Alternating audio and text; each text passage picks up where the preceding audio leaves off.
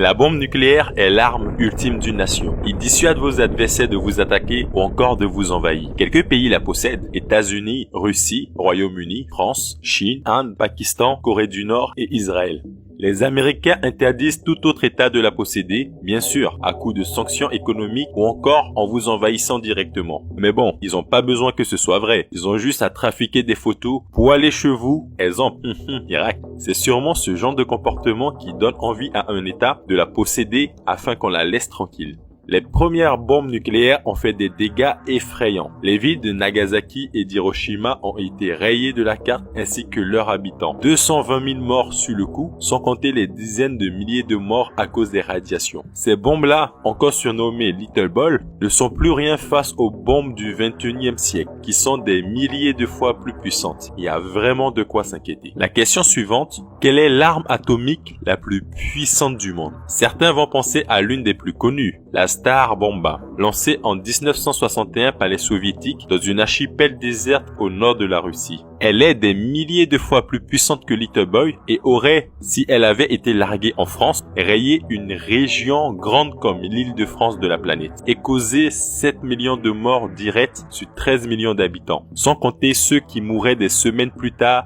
des brûlures et des radiations. C'est la bombe nucléaire la plus puissante utilisée, mais il existe une arme atomique si puissante qu'il est impossible de la tester dans une zone déserte. Elle est tellement explosive que forcément des humains, des villages et des villes des alentours seront touchés et les paysages environnants complètement détruits. Cette arme, elle est russe. Poutine n'a vraiment pas pitié de nous. La Russie a présenté son plus grand missile balistique nucléaire ayant jamais existé, de son nom militaire RS-28 Sarmat, ou encore plus connu sous le nom de Satan II. La puissance de Satan II est telle qu'il peut, à l'aide de ses 12 têtes nucléaires, détruire un pays grand comme la France en un claquement de doigts. Et ce n'est pas une blague. Un territoire aussi grand que la France métropole désintégré en quelques secondes, ainsi que ses 70 millions d'habitants, sans compter la destruction dans les pays voisins et l'onde de choc se propagerait dans toute l'Europe. Si cette bombe a pour cible la France, on estime, y compris les dégâts sur les pays voisins, à près de 100 millions de morts. Les dégâts possibles des nouvelles armes nucléaires sont juste abominables. Satan II est la plus grosse bête de l'arsenal nucléaire modernisé de Vladimir Poutine et devrait entrer en service en 2022. C'est cette année. Il est certes rassurant pour un pays de posséder l'arme la plus puissante de la planète, mais il faudrait être capable de toucher les cibles ennemies. Des puissances militaires comme la France, l'Angleterre et les États-Unis se situent assez loin de la Russie, sans compter qu'ils ont des radars pour localiser des engins militaires étrangers et des boucliers de défense antimissiles. Ce sont des missiles spécialement conçus pour intercepter et détruire d'autres missiles.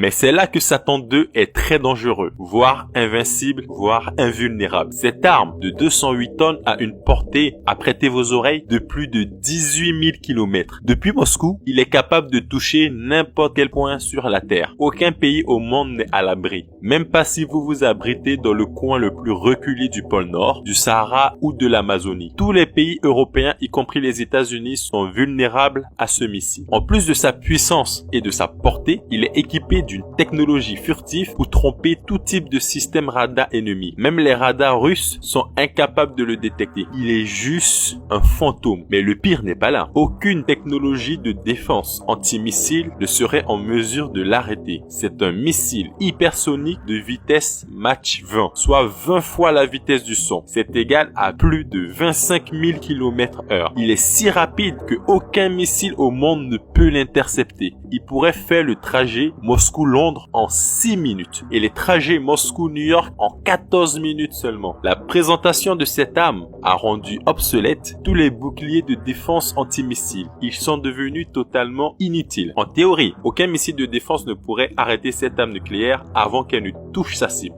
La stratégie américaine depuis près de 20 ans, qui était d'entourer la Russie de boucliers de défense antimissiles et par le biais de pays européens, est complètement tombée à l'eau. Les Américains ont su qu'ils venaient de perdre des dizaines de milliards de dollars d'investissement dans des boucliers de défense après la présentation de cette arme. ça a été un échec et mat de Poutine. Quand on sait que les relations diplomatiques entre la Russie, la France et les États-Unis ne sont pas au beau fixe en ce moment, cette annonce est plus que glaçante. Et elle ne risque pas de rassurer ceux qui imaginent déjà une éventuelle troisième guerre mondiale. Espérons que les Russes n'aient jamais à devoir s'en servir et que Satan 2 reste, comme a indiqué le communiqué russe, qu'une arme de dissuasion. Mais faut pas sous-estimer la riposte des Américains. Ils ont promis d'investir une vraie fortune afin de créer une arme encore plus abominable. Il n'est pas très rassurant de vivre sur cette terre car, à l'instar des guerres mondiales, où vous pouviez vous défendre, fuir, vous cacher, avec ce genre d'armes, on n'est à l'abri nulle part sur Terre, à part si vous avez les moyens de partir sur une autre planète. Mais nous connaissons quelques personnes qui en seront capables. Merci d'avoir suivi cette vidéo et si cela t'a plu, n'hésite pas à t'abonner. C'était la sagesse du Komodo et je te dis tchuss.